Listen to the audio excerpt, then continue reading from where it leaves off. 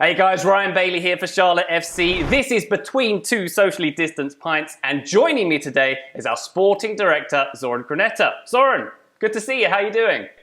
Hey Ryan, how are you? Hope you're Very good indeed. Very good to have you here, Zoran. Very good to have you in Charlotte too. Our fans have submitted some questions for you via social media. What do you say? Should we get to it? Absolutely, yes. All right then. First one comes from Jake Powell. Jake asks you, Zoran, how did you start your path to becoming a sporting director? So let's hear a little bit about your journey and your bio, Zoran. All right, thank you, Jack. When you're working as a sport agent, as a soccer agent in my case, you are never far off of working for a club. As a matter of fact, you are, in many instances, you work for a club on behalf of the club, or you're commissioned by the club to help them to do the deal. So the line is very thin, and many other agents moved to the other side, as I did. And I think in the future, I think we will see more and more agents moving and working officially in a role in a club, like as sporting directors or technical directors or similar. And is it a very different kind of challenge for you, Zoran? It's a different challenge, but it's also very similar in what you're doing, because what I was doing previously, I was trying to kind of identify and find rare talents that I would be able to kind of offer them to clubs. Nowadays, I'm looking for the talents who I would like to bring to Charlotte FC. And speaking about identifying talents, that leads us nicely to our next question from Adaliga 11. What do you look for in a player? A simple but also pretty big question. Yes, it sounds simple, but it's not simple. Everything. That would be a simple answer. Everything. The more I know about a player, the better.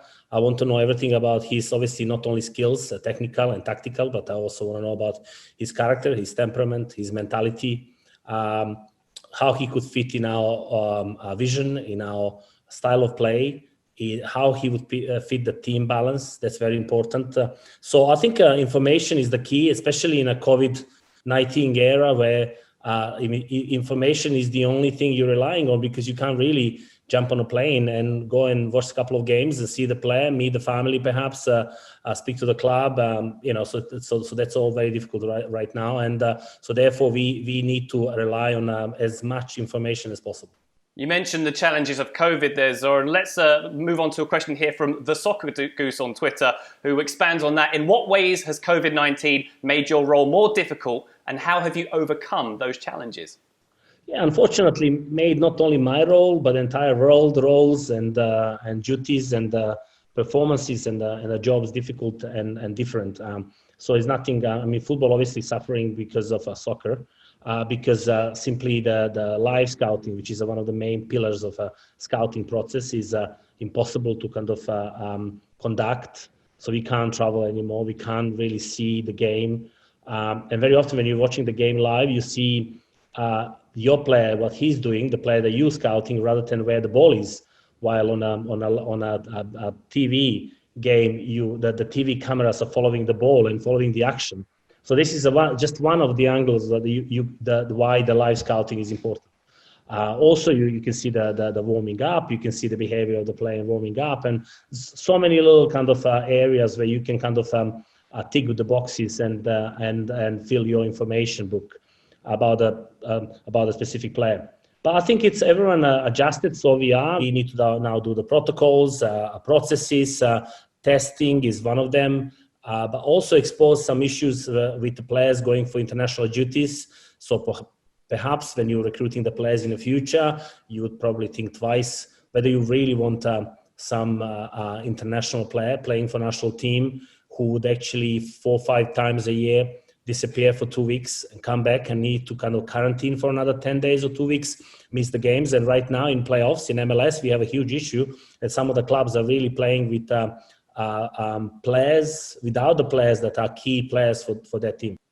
Absolutely. Thank you for that, Zoran. Let's move on to the next question from Young Blood, who asks, is there a certain profile in mind when looking at candidates for the manager position, or has it been a wait to see who could become available approach for the club? What are your thoughts on that? We have clear idea what we would like and who we would like. We don't have a name yet, but we have a kind of characteristics. And in addition to being a winning coach, I would say one of the main characteristics that we would like to kind of have in our future head coach would be that he is achieving more with less. And when I say this, that means less quality players, a less amount of money invested, and the end result is still very, very impressive. All right then, thank you for that, Zoran. Let's move on to a question about the academy from Ryan Howell, who asks, what are the plans regarding signing kids out of the youth academy?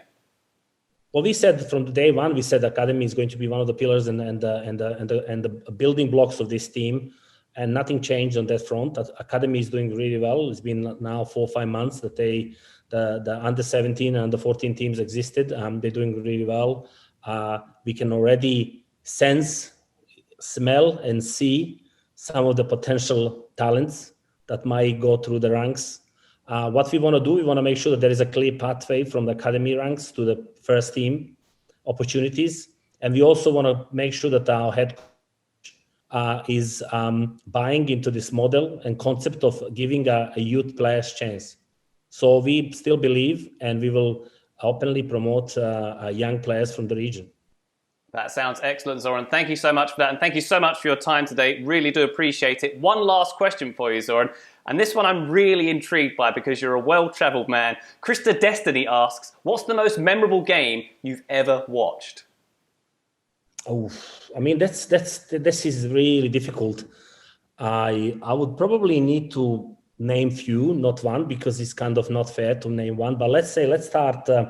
I was watching at Stamford Bridge, a really memorable game, 2008-2009 quarter-final of the Champions League between Chelsea and Liverpool. The first game in Liverpool was 3-1 for Chelsea. The first half in London was 2-0 for Liverpool, and the game finished 4-4. I remember Fernando Torres scored 2 goals, and it was an incredible game. It was really, really incredible game. And also, I think I have to mention the Champions League final between AC Milan and Liverpool as well, 3-3 when AC Milan was leading 3-0 at halftime. Another game, obviously, this is close to my heart, would be 1991 Champions League final in Marseille, where Red Star Belgrade, my childhood team, beat Marseille, Olympique Marseille, and won the Champions League, first time ever, and last. And maybe another one, a national team game that I would think it's memorable for various reasons, especially for result, is 2014 game between Germany and Brazil, 7-1. That was a special game. That was a special game indeed. You've mentioned some absolute crackers there, Zoran. I've got to ask about that miracle in Istanbul, the Liverpool-Milan Champions League final. What was the atmosphere like in that stadium? It must have been quite something. I think you should ask what was the atmosphere after the game. That was much better than during the game. It was pretty wild. Definitely. Well, I hope we get some atmosphere like that at Bank of America Stadium very soon indeed. Zoran, thank you so much for your time. I do appreciate it. Cheers. Thank you for having me. Cheers. All the best.